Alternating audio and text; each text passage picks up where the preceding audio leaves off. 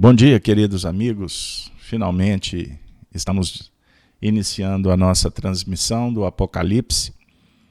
Manhã do dia 25/4 do ano de 2020.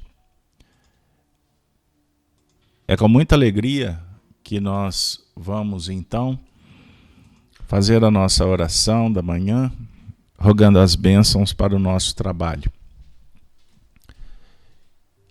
Senhor da vida, de infinito amor e bondade, com muita alegria estamos iniciando mais um momento de estudo das Escrituras Sagradas, do livro Apocalipse, atribuído ao evangelista João.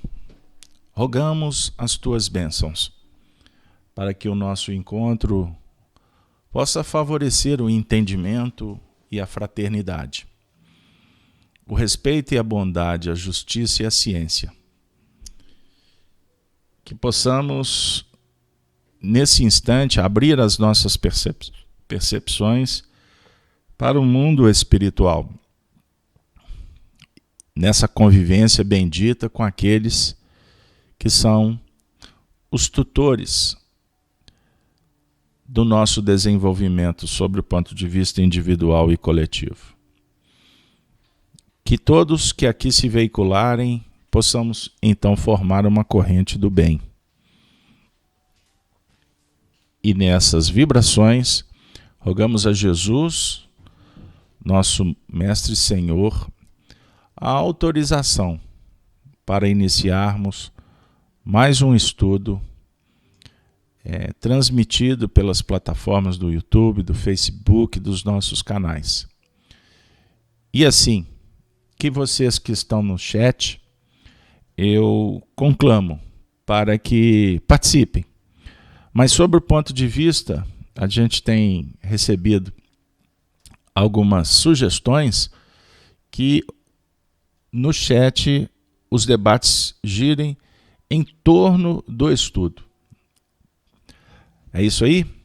Pois bem, então vamos lá.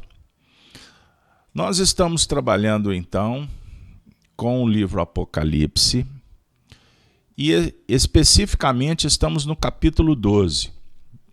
O tema da manhã, o poder do seu Cristo. Vamos projetar o texto para que vocês acompanhem conosco a leitura.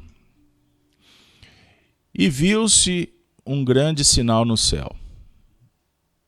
Uma mulher vestida do sol, tendo a lua debaixo dos seus pés, e uma coroa de 12 estrelas sobre a sua cabeça.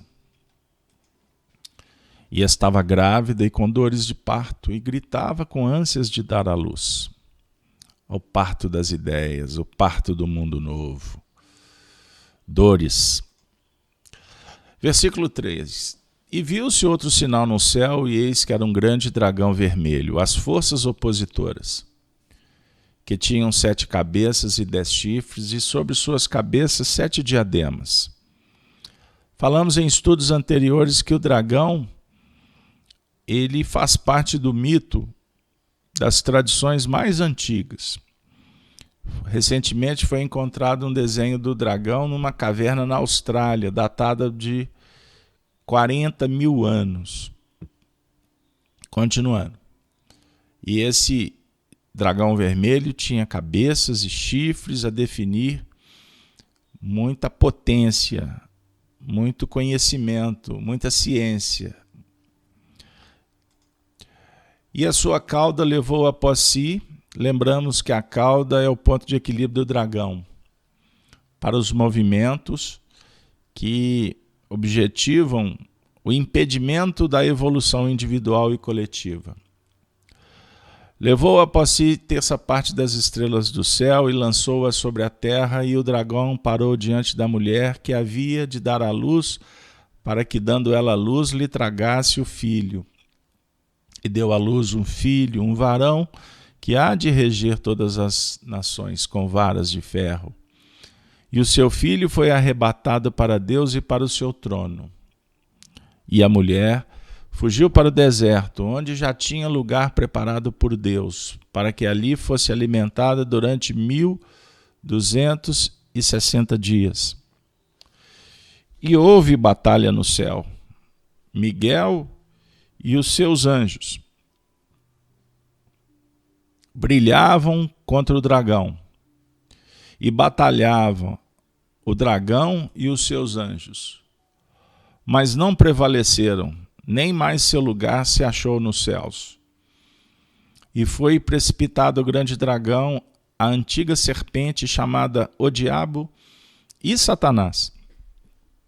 Então, o nome do dragão, que é a mesma serpente do Antigo Testamento, o jogo da sedução, da ambição, da ansiedade, do poder.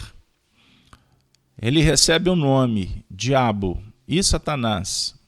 Ele vai sendo conhecido, que enganava, ou que engana, melhor dizendo, todo mundo. E ela foi precipitada na terra e os seus anjos foram lançados com ele. A multiplicação da ideia opositora no mundo. Versículo 10. E ouvi uma grande voz no céu que dizia: agora chegada está a salvação, e a força, e o reino do nosso Deus, e o poder do seu Cristo, porque já o acusador de nossos irmãos é derribado, o qual, diante de nosso Deus, os acusava de dia e de noite. E eles o venceram pelo sangue do Cordeiro e pela palavra do seu testemunho, e não amaram as suas vidas até a morte. Pois bem, meus queridos amigos, o versículo 10, ele inaugura então a etapa que está definida para nós agora. Hoje vamos trabalhar em cima desta expressão, o poder do seu Cristo. É chegada à salvação. Durante a semana, nós ainda refletíamos sobre a questão do dragão. E é muito interessante porque os projetos do dragão, eles são arquitetados para criar uma sofisticação que impeça a vitória do Cristo. Então, o Apocalipse é um livro que representa a revelação. Então, Apocalipse é revelar, tirar o véu, descobrirmos o sentido, que o símbolo enseja. E essa tarefa de descobrir, ela é permanente. Ela tem a ver com a evolução e o progresso.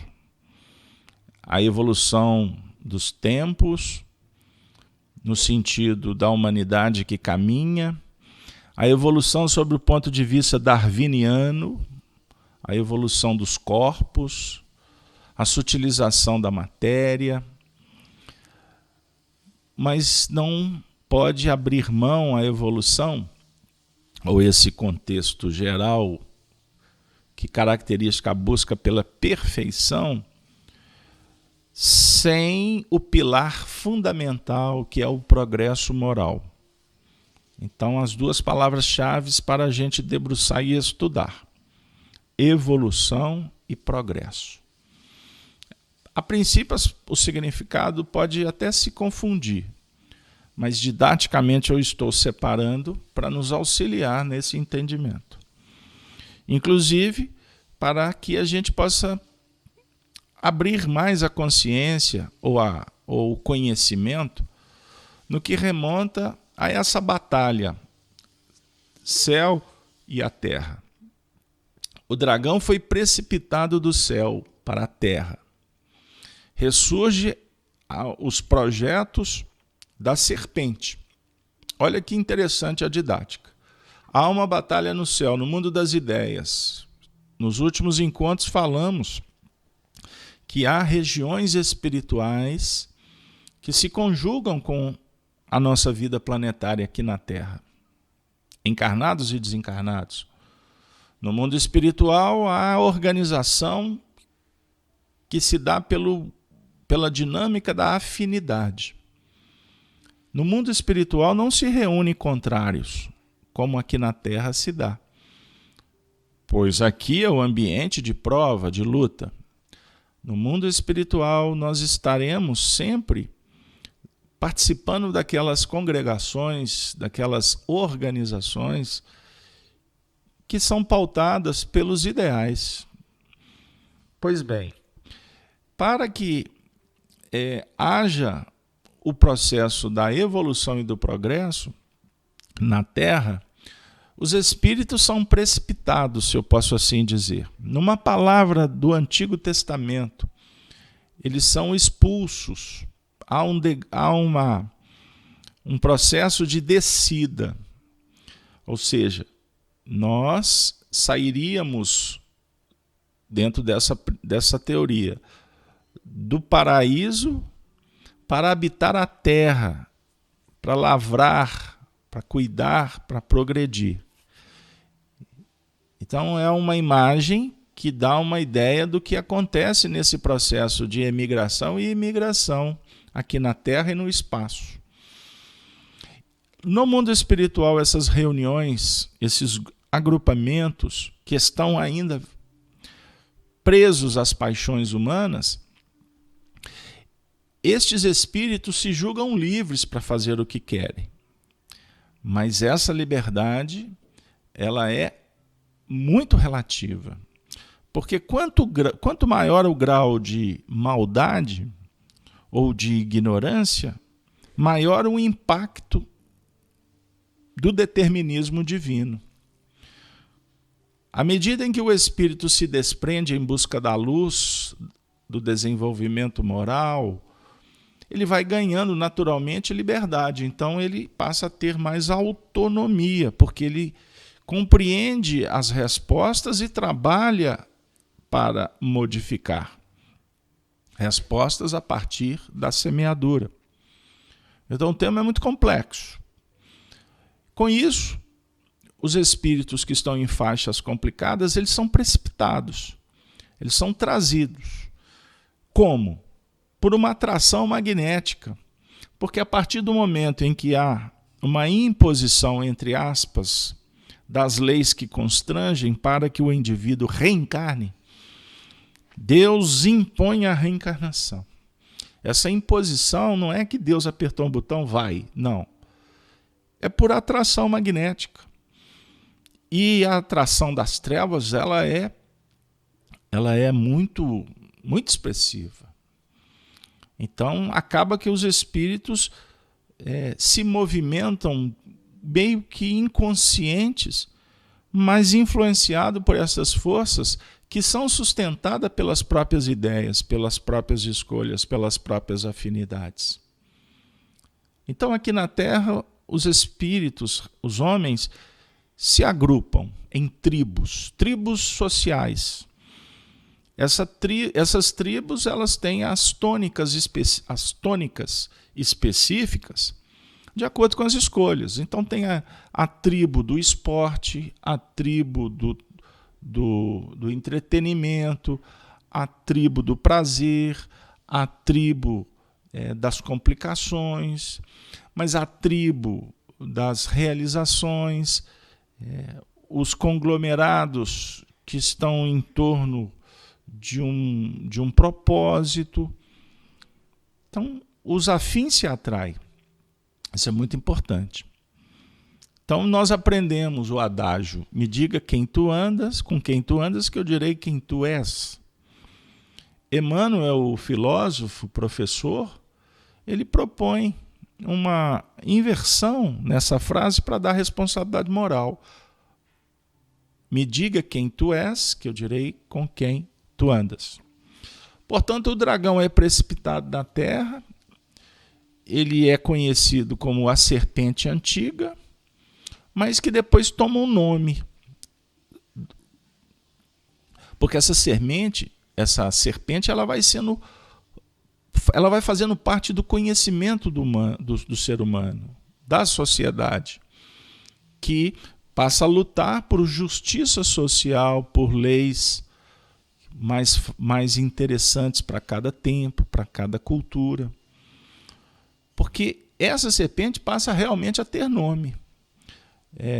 O Satanás, o demônio, que sob o ponto de vista de uma tradução mais fiel do grego, significa forças opositoras e contrárias.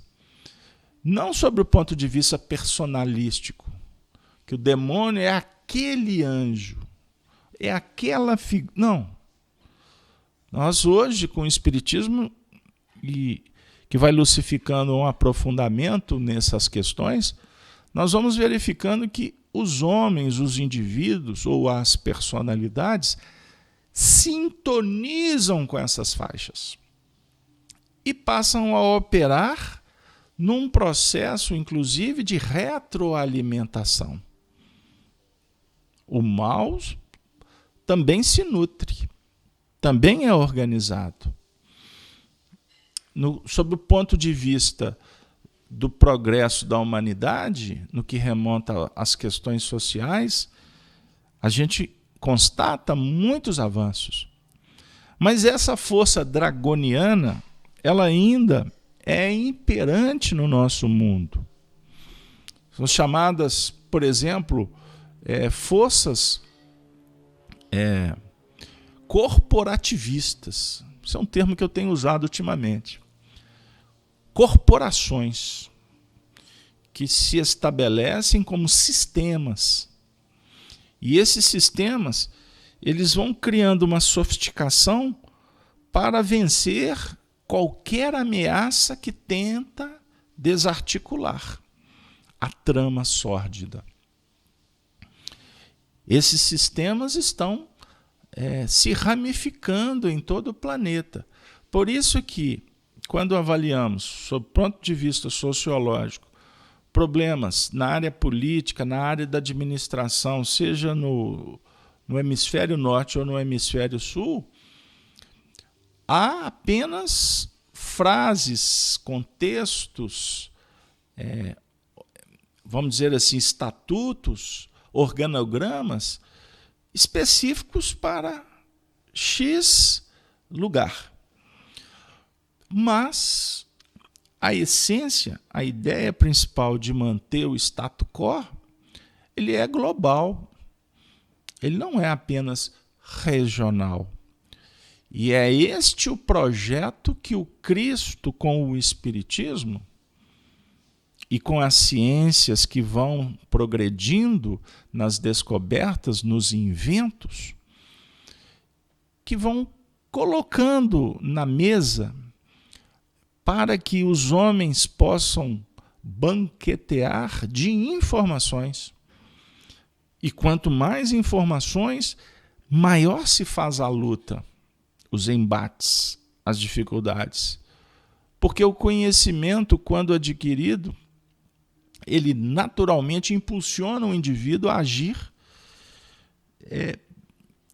se deparando com o passado, ou seja, com aquela região de conforto que foi conquistada através do tempo e que hoje, zona de conforto, ela indica algumas questões importantes, que é a acomodação.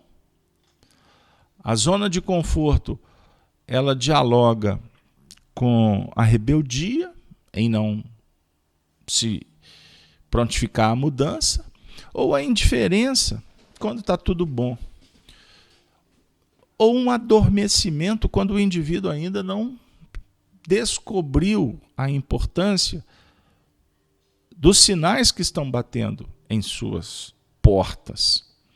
Então, o dragão, ele é um diálogo que se abre em nível filosófico lucificado pelo Espiritismo de muita importância, E eu não quero aqui falar do dragão que está grafado esculpido nas culturas sob o ponto de vista de regime, de domínio, como, por exemplo, podemos citar alguns países, mas na atualidade a China, que adota o dragão como todo o seu mito, que tem aspectos positivos de força, mas também nas tradições antigas ele apresenta aspectos de um colorido que brota dessa sagacidade, desse interesse imediatista. Não quero entrar nesse mérito, embora eu tenha recebido muitas ponderações dos companheiros que acompanham o estudo e que depois se manifestaram dizendo, poxa, mas que coincidência, etc. Aí a gente diz o seguinte, que coincidência, como para parafrasear Albert Einstein, coincidência é uma situação, é um expediente usado de vez em quando por Deus para se manter anônimo. Então não há coincidência, não há o acaso. O acaso é uma palavra inventada para pulverizar o menor esforço. Não. É mais fácil você dizer por acaso do que tentar equacionar, compreender o fenômeno que está à nossa volta. Certinho? Então, eu gostaria de abraçar os nossos amigos do chat, não é? Abraçar a todos que estão apoiando o nosso projeto e, pelo que eu estou vendo aqui, não temos perguntas, o que naturalmente nos chama para a gente prosseguir. Eu só um minutinho que eu quero vislumbrar aqui, porque são 2 chats, e eu quero ver se temos aqui alguma participação na RAI Internacional. Pois bem, abraçando a Marinalva, Marcos, Claudinei, Carolina, Vanderli. Pessoal, muito obrigado, viu, por vocês estarem aqui, como o Saulo, a Denise, lá de Curitiba, a Bárbara, a Helena, o Ernie, Nita, todos vocês. Então, prosseguindo.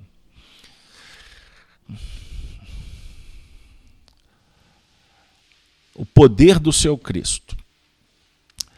Antes, eu não posso deixar ainda de trazer uma reflexão, porque ela tem a ver com esse dragão que está pelejando contra Miguel.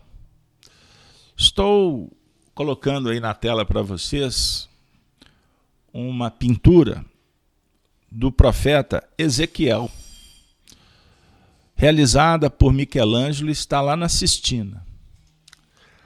Pois bem, porque nós obrigatoriamente temos que falar de Ezequiel. Porque Ezequiel, antes de Daniel e de João Evangelista, foi o primeiro profeta a tratar do dragão. Lembrando que ele já era conhecido nas tradições antigas. Então eu vou trazer para vocês pesquisa básica das básicas, porque o tempo está muito corrido. Por que a citação de Daniel?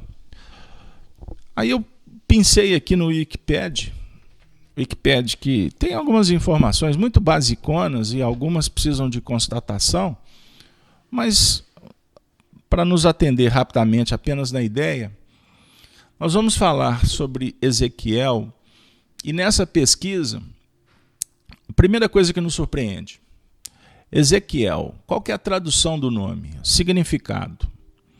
A força de Deus ou Deus fortalece. Olha que interessante, nós estamos falando da batalha, Miguel e o dragão, para a vitória do Cristo, o poder do seu Cristo.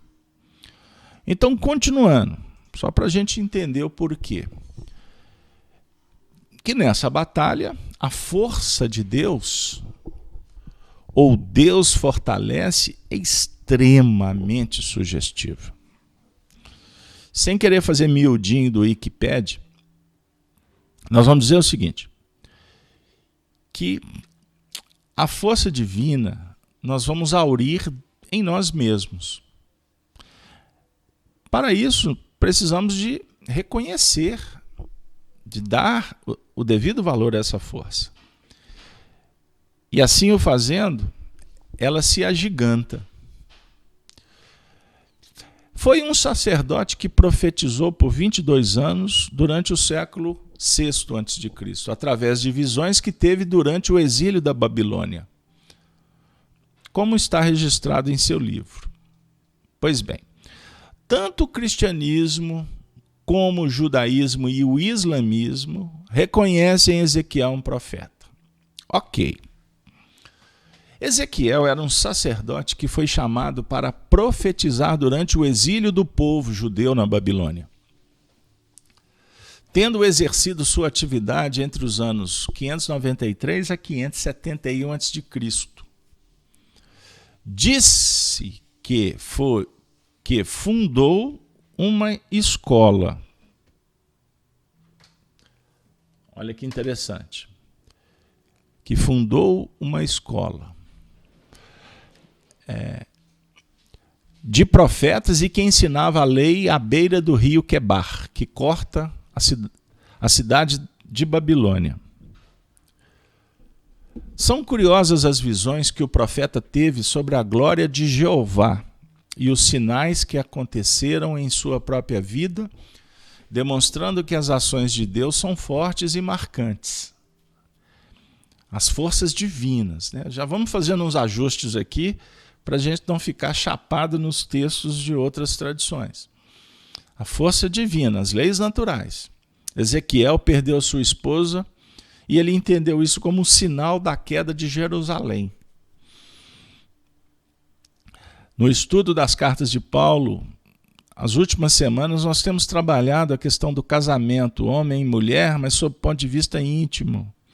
Então a mulher representando o sentimento. Então o sentimento aqui, ele pode ter uma conotação positiva como complexa. Então, Jerusalém caminhava ou se estruturava naquele momento de uma forma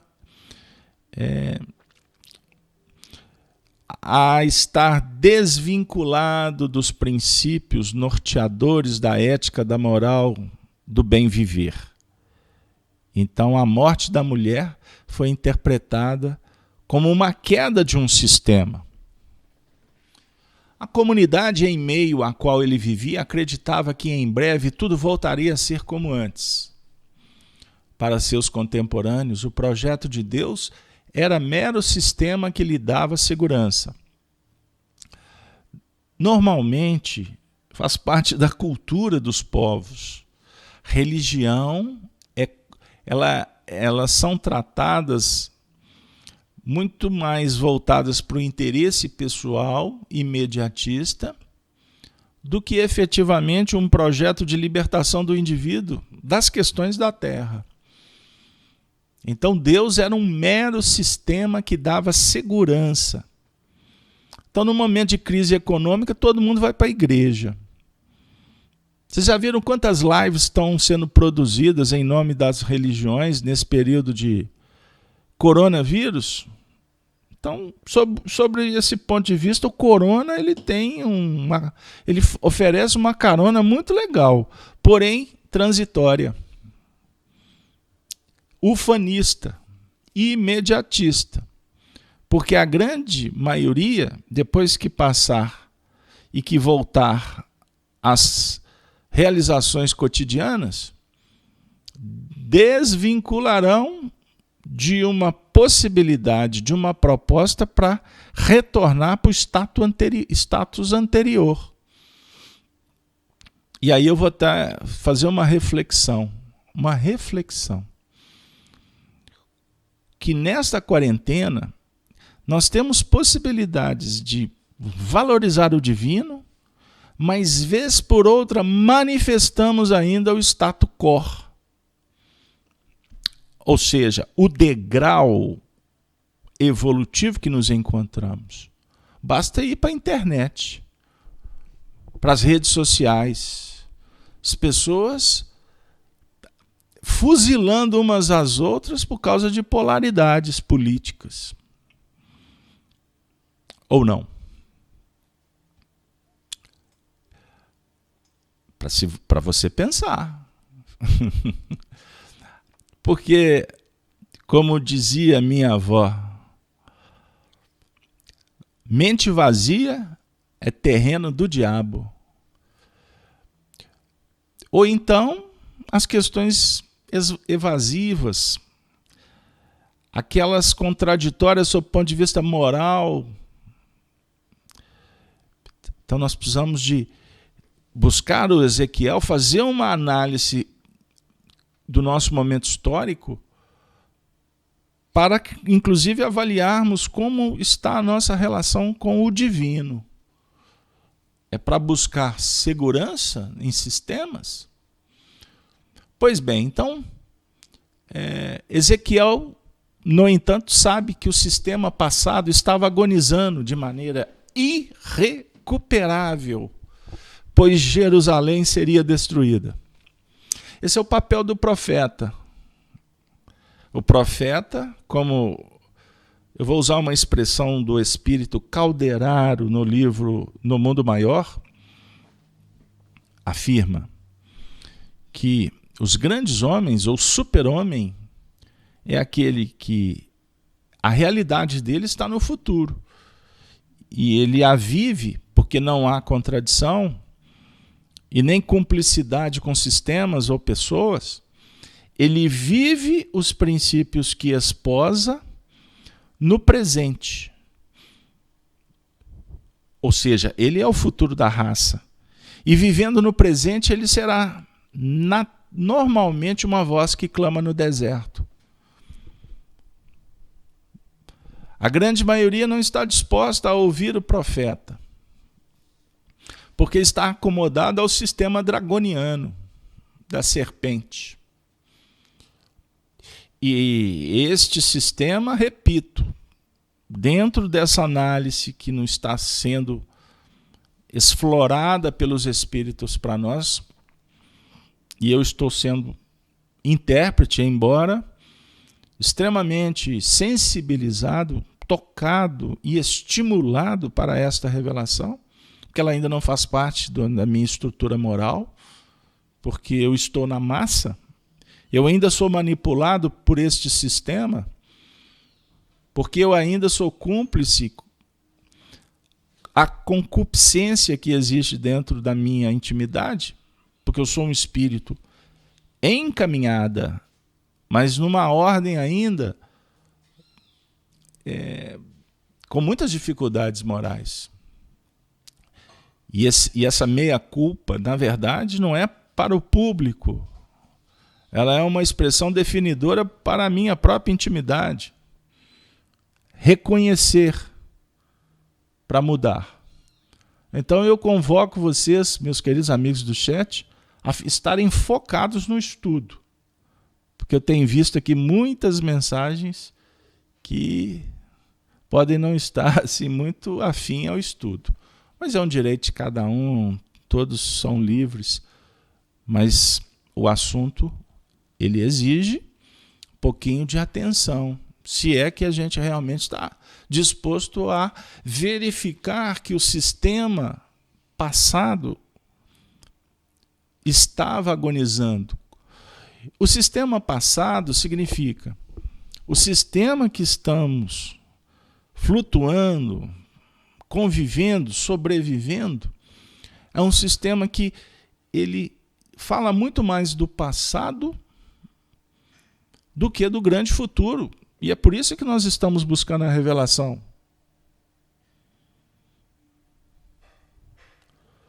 Então vamos lá. Segundo ele, a sociedade sofria de doença crônica e incurável, pois havia abandonado o projeto de Jeová em troca de uma vida luxuosa e fascinante. Vida luxuosa e fascinante. Não é a matéria? O utilitarismo?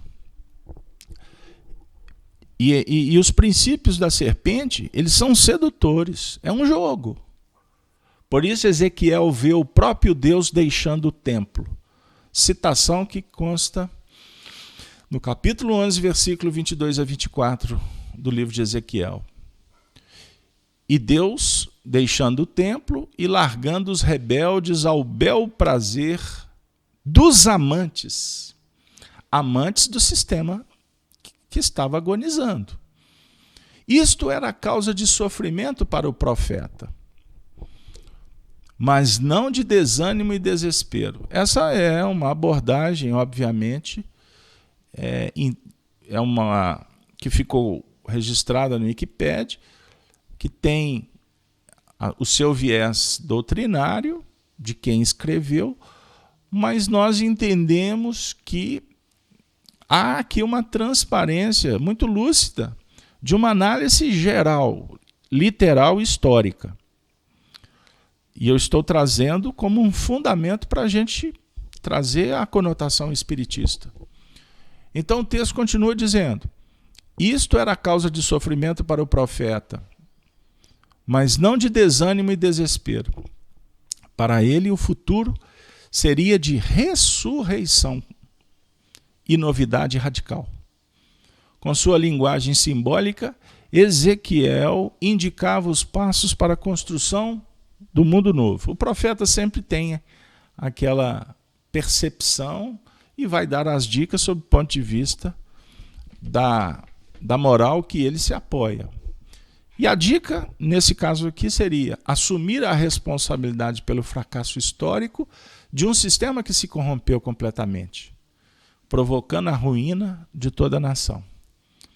Segundo, compreender que a simples reforma de um sistema corrompido não gera sociedade nova, apenas reanima o velho sistema, que cedo ou tarde acabará sempre nos mesmos vícios. Converter-se a Jeová, assumindo o seu projeto. A partir daí, construir uma sociedade justa e fraterna, voltada para a liberdade e a vida. Entre outras palavras, quando a gente lê rapidinho, fala assim, eu não concordo com esse segundo item, porque nós temos que reformar o sistema. O terceiro tópico explica. Garante para nós uma reflexão filosófica. Colocar pano novo em vestido velho não dá.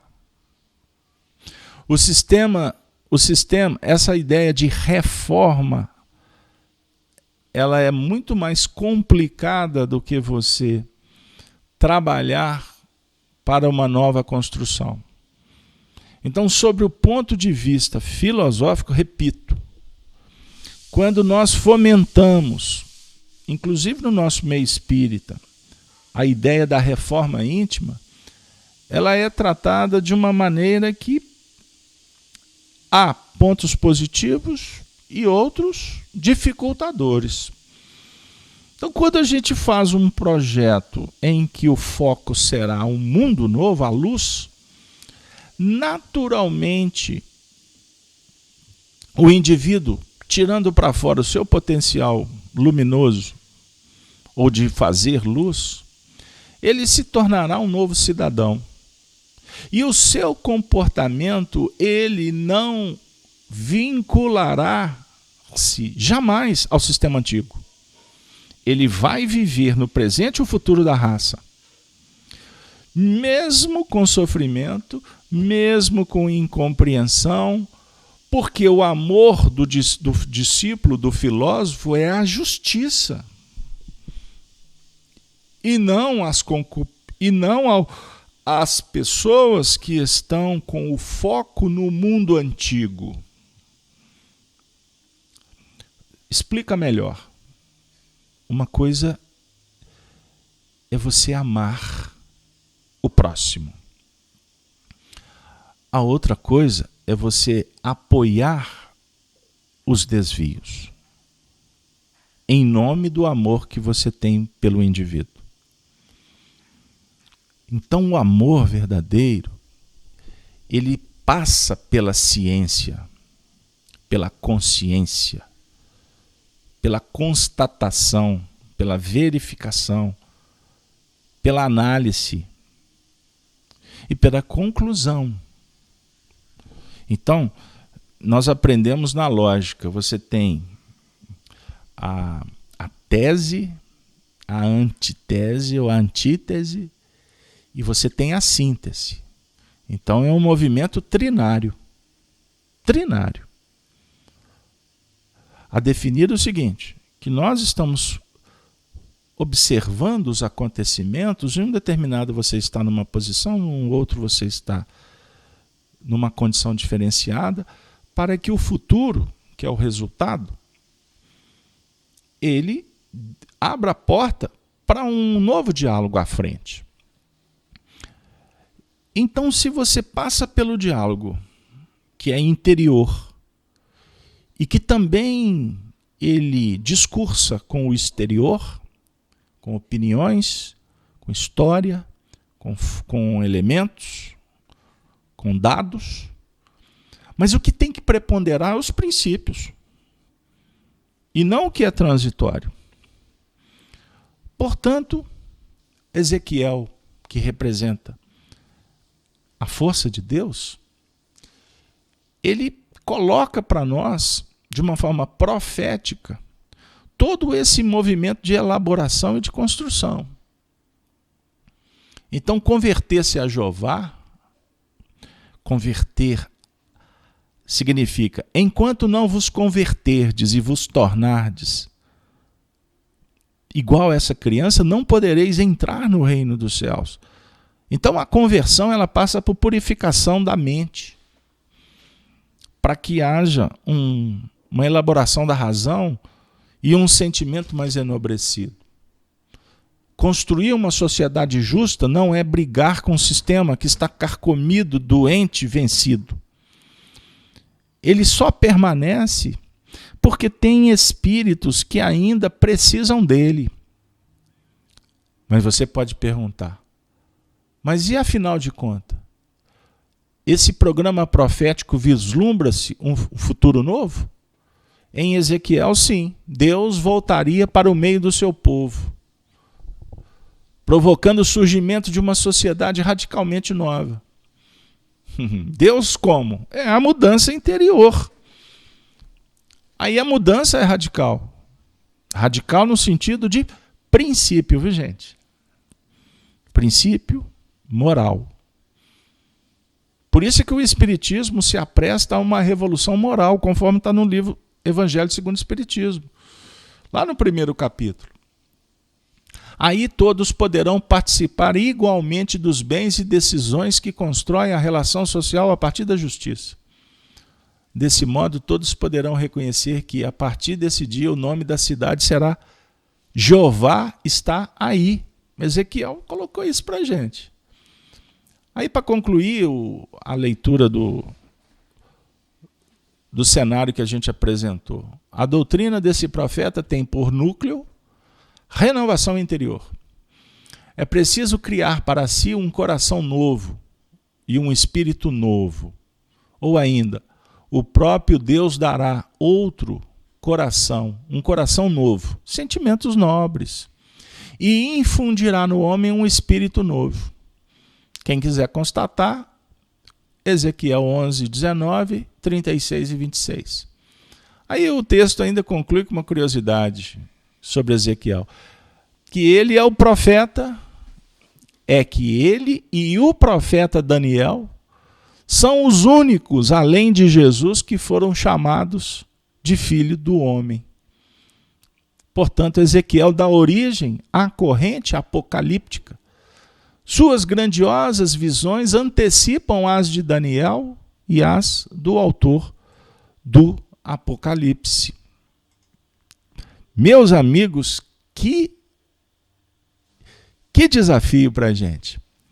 E aí, quando nós estávamos refletindo na madrugada de quinta-feira sobre o tema, aí nós mandamos até para o Júlio, que é o nosso companheiro aqui do estudo, que acredito que está assistindo em casa.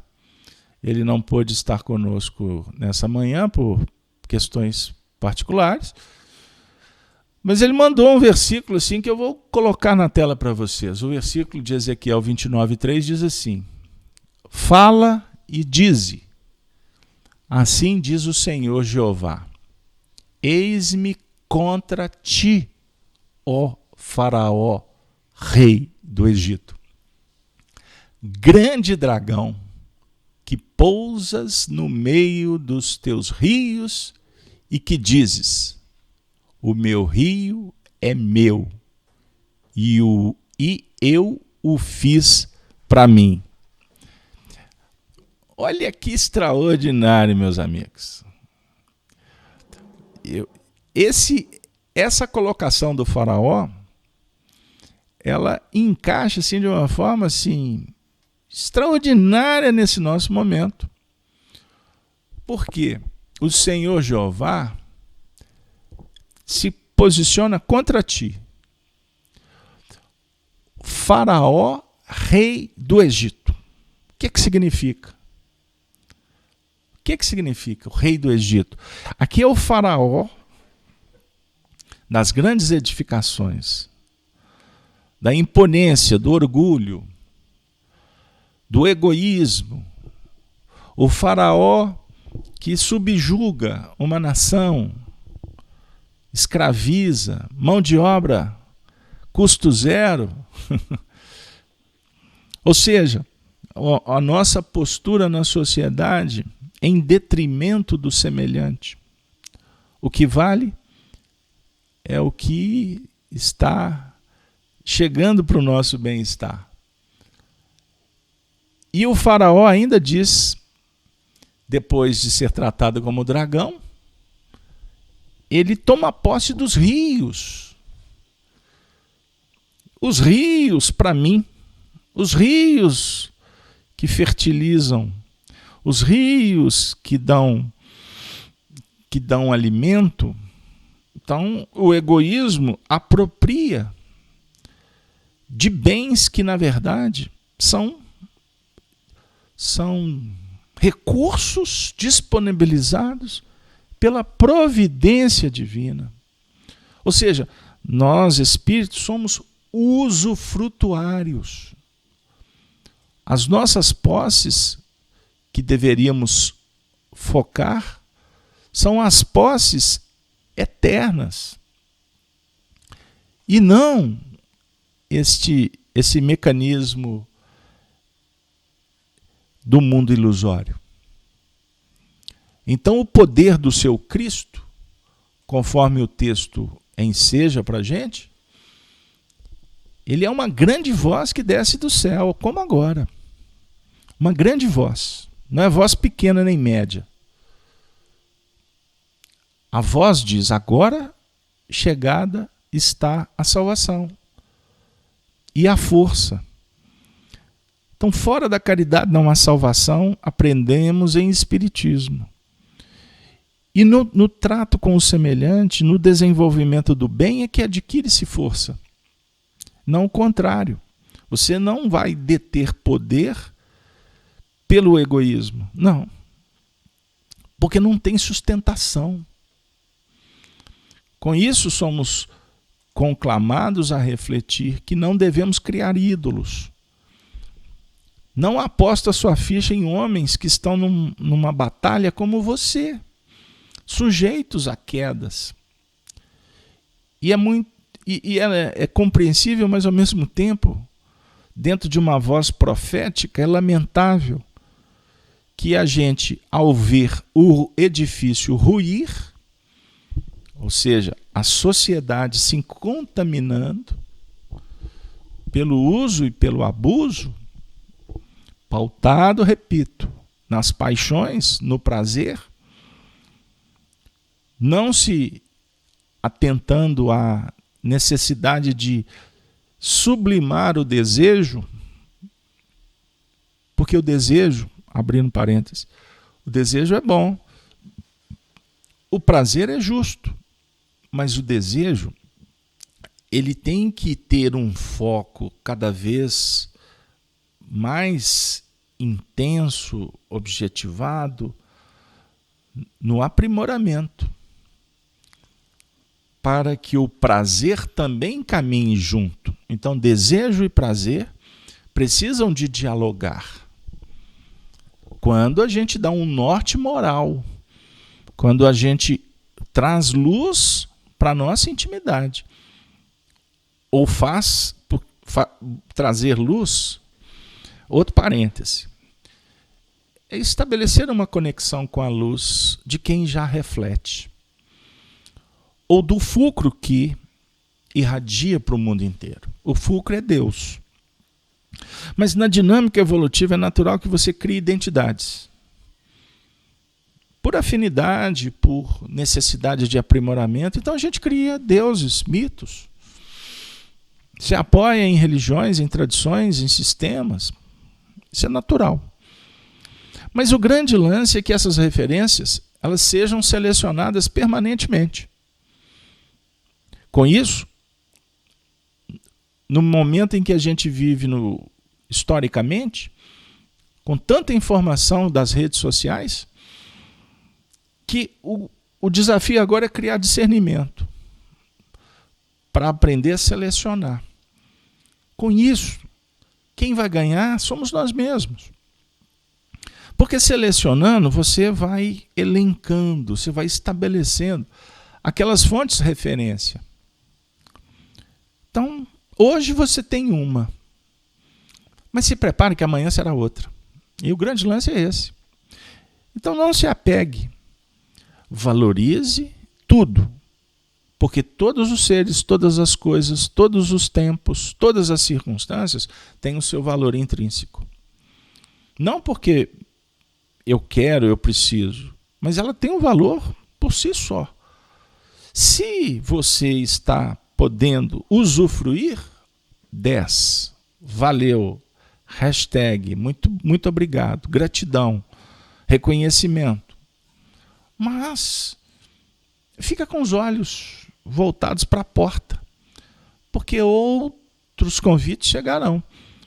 A partir desse movimento de abertura para o aprimoramento, sempre focado no princípio que você já definiu como meta a ser alcançada, é válido mudar, é válido expedientes de reconhecimento, de conhecimento. Quer um exemplo para a gente ser prático? Espiritismo. O Espiritismo nos visitou ou nós fomos chamados para visitá-lo, como queira. Os dois movimentos são justos, são nobres e belos. O Espiritismo é a sua fonte, é a minha. O Espiritismo é a minha meta nessa encarnação. Porque sem o Espiritismo eu já tenho convicção que eu não vou dar um passo adiante.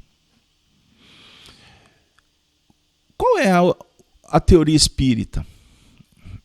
Se o Espiritismo é a sua causa, você tem que estudar. É natural, você tem que descobrir. Agora, não se dê por satisfeito. Porque o Espiritismo que você concebe hoje, ele não será o Espiritismo do amanhã. Atualmente, nós estamos tendo oportunidade de ver o Espiritismo como nasceu. Porque a grande comunidade espírita não sabia. As notícias, as histórias eram muito controversas.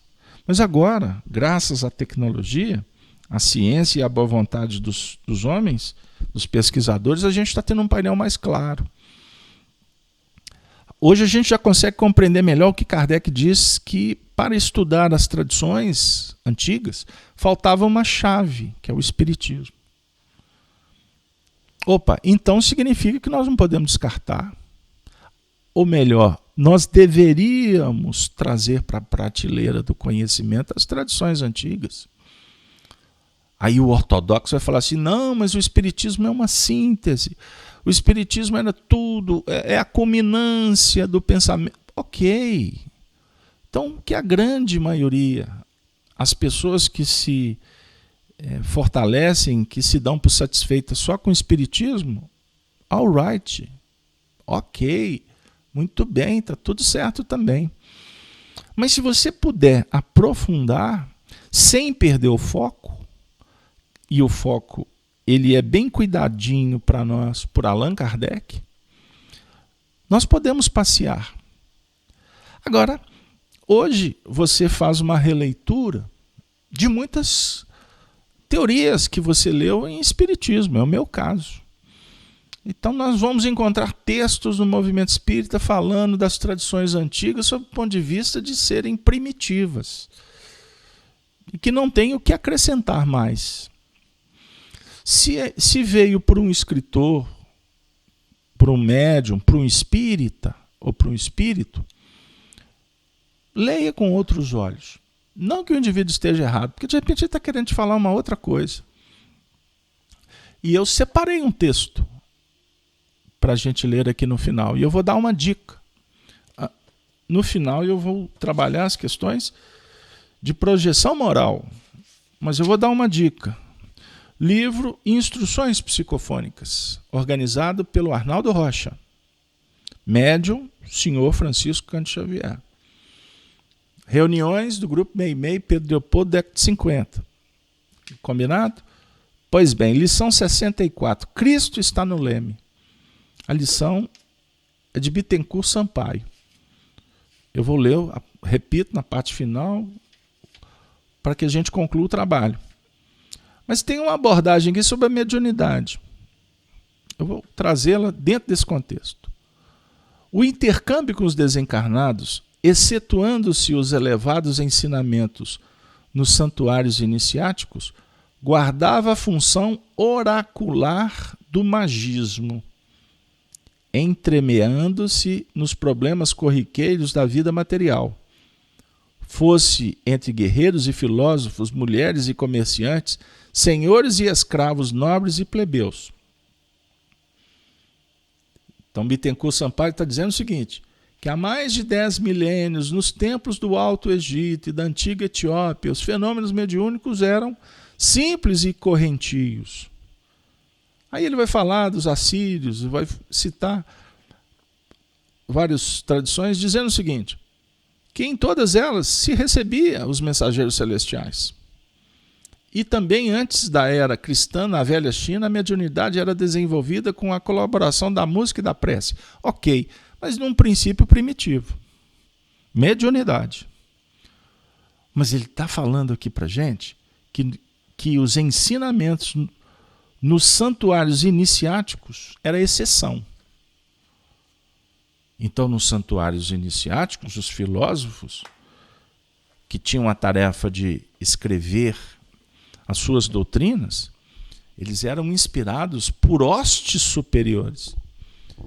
Então, quando você mergulha no budismo, no taoísmo, na filosofia, na religião egípcia, etc., que vai desaguar em toda a estrutura filosófica na Grécia, nós temos muitos elementos para estudar esse desenvolvimento moral, essa chama vibrátil do psiquismo, com a corroboração do espiritismo, dos espíritos que vieram nos falar, apoiados em Kardec, que o nosso pensamento é uma energia eletromagnética, que tem colorido, que tem força, que tem direção e etc. Nós vamos perceber que temos o universo do saber para ser descortinado. Que o Apocalipse é apenas um movimento, vamos dizer assim, bem simples, e eu estou falando Apocalipse não do livro, os nossos estudos. Deixa eu ser cuidadoso para não entenderem a ideia de uma forma diferente. Esses estudos que a gente vai nas tradições, tira o espírito da letra, é apenas um esforço. É um esforço diferente do que até então nos interessávamos em fazer. Com isso, meus amigos, esse versículo fala para a gente que nós estamos ouvindo uma grande voz no céu, que dizia que agora chegada está a salvação e a força e o reino do nosso Deus e o poder do seu Cristo. Diante dessa fonte inesgotável, a luz do Cristo se torna poderosa. Porque já o acusador de nossos irmãos é derribado.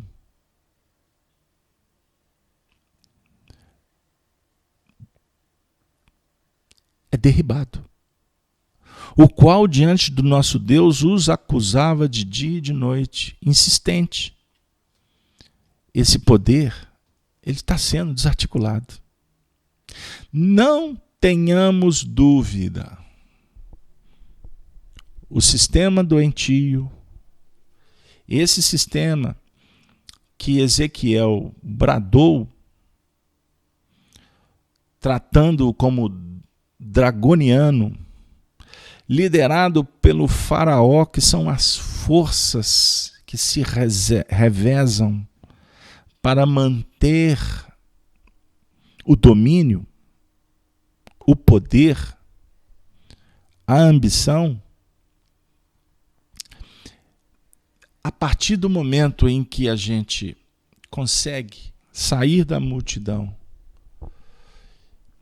naturalmente é um movimento que define uma libertação desse jugo.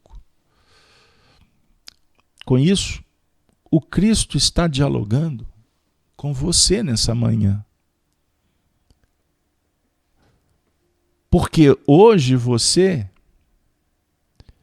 não está mais afeito a uma reforma superficial. E agora, de uma forma elegante, alegre, nobre e eficiente, o nosso querido amigo Paulo César, conhecido como Paulo Pina, está colocando no chat. Conclui-se do estudo de hoje que a proposta não se trata de reforma superficial, e sim de derribar todas as pedras.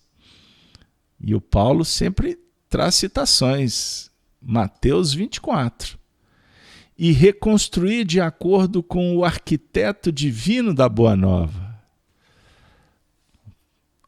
O arquiteto divino da Boa Nova. Então,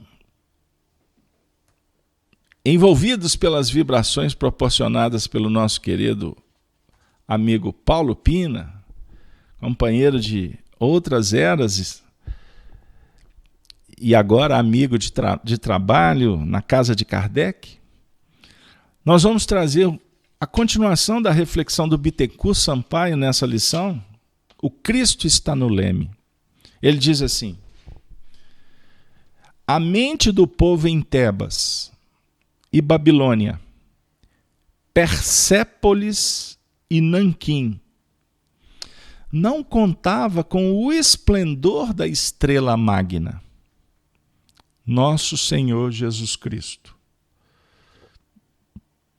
cujo reino de amor vem sendo levantado entre os homens. A edificação do reino de Deus. Na atualidade, porém, o Evangelho brilha na cultura mundial, ao alcance de todas as consciências, cabendo-nos simplesmente o dever de anexá-lo à própria vida. Então não tem desculpa. Viu, Paulinho? O Evangelho está disponibilizado. Ele está brilhando na cultura mundial, ao alcance de todas as consciências. E aí agora eu vou fazer para dar um relax no estudo, nós vamos lembrar do ano de 2000, 2001, 2002, se não me engano foi até 2004, quando nas manhãs de sábado estudávamos o livro O Apocalipse de João em torno de um professor. Quando está encarnado, a gente não fala que é professor, não, para não ficar vaidoso, né? É uma brincadeira entre nós espíritas. Porque também se difunde a ideia que no Espiritismo não tem professores. O professor é Jesus e Kardec. Beleza, nós concordamos também. Mas como ele já desencarnou, eu vou dizer que ele foi um professor também. Honório Abreu. E na época, nós éramos um grupo ali que revezávamos, o salão do Grupo Emmanuel apertado. Devia caber em torno, sei lá, umas 70, 80 pessoas, aquelas cadeirinhas de madeira, ficava todo mundo assim, se acotovelando. Aí a gente brincava que tinha a turma que bebia lá pertinho da fonte, né? Tinha as honoretes, os honoretes, e a gente brincava que chegávamos mais cedo, estava sempre ali do lado do chefe. E era um trabalho assim muito pungente. Só que era para um grupo pequeno. Imagine o Honório hoje em dia fazendo esse trabalho online para o mundo inteiro. Olha que espetáculo que seria. Só que a vida, ela vai se configurando na desenvoltura de uma lei de colaboração que é mútua, que é universal e que é dado a todos a oportunidade de participar desse banquete festivo. Então hoje, o Paulo que bebeu na fonte, nós que tivemos a honra de estar também lá pertinho, hoje o nosso trabalho é multiplicar. E as nossas expectativas é que todos possam juntos continuar nesse processo dessa multiplicação dos pães. Então, na atualidade, porém, o Evangelho brilha na cultura mundial ao alcance de todas as consciências, cabendo-nos simplesmente o dever de anexá-lo à própria vida. Espíritas, com Allan Kardec, retomastes o facho resplendente da Boa Nova, que jazia eclipsado nas sombras da Idade Média. Compreendamos nossa missão de obreiros da luz, cooperando com o Senhor na construção do mundo novo. Não ignorais que a civilização de hoje é um grande barco sobre a tempestade. Mas enquanto mastros tombam oscilantes e estalam vigas mestras, aos gritos da equipagem desarvorada, ante a metralha que incendeia a noite moral do mundo, Cristo está no leme. Servindo-o, pois, infatigavelmente, repitamos, confortados e felizes. Cristo ontem, Cristo hoje, Cristo amanhã. Louvado seja o Cristo de Deus. Meus queridos irmãos, queridas amigas, pessoal, muito obrigado pela presença de todos. Que na próxima semana estejamos novamente juntos para continuar o estudo do Apocalipse à luz do Espiritismo cristão. Valeu!